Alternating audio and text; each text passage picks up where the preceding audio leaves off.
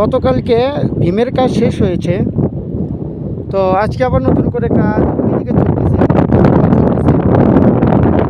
তো গতকালকে যেগুলো ভীমের কাজ হয়েছে সেগুলোতে কেমিক্যাল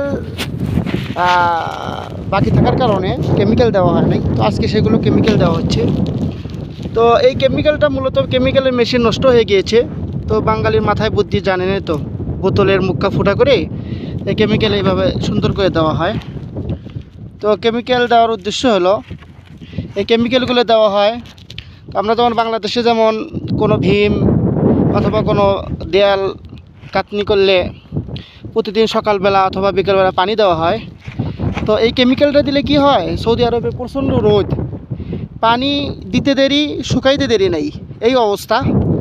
তো প্রচণ্ড রোদের কারণে এই কেমিক্যালটা দেওয়ার কারণে তো ভীমের মধ্যে আর পানি দিতে হয় না। ভীমটা যে ভিজে থাকে, হাজারো রোদ হোক না কেন, তারপরেও ভীমের ভিতরে রোদটা যায় না, গরমটা যায় না, আর ভীমটা সবসময় ভিজা থাকে।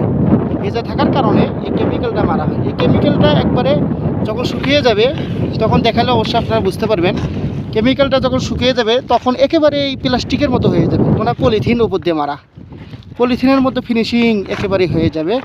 এই হলো সৌদি আরবের কেমিক্যাল। তো আমরা যেই সাইটে কাজ করতেছি এটা আরামকো সাইট, তো আমাদেরকে ঘন্টায় 9 টাকা করে ঘন্টা দেওয়া হয়। তো আলহামদুলিল্লাহ অনেক ভালো আছি, এত চাপের কাজ নাই, তবে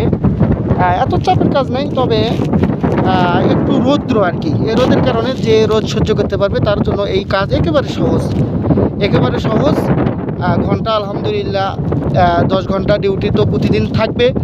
তো অধিকাংশ সময় একদিন মাসে 4 দিন 5 দিন এভাবে মিট যায় যে 2 ঘন্টা ওভার টাইম, এভাবে করে 12 ঘন্টা করে ডিউটি আর কি করা যায়। আলহামদুলিল্লাহ আমরা অনেক ভালো আছি।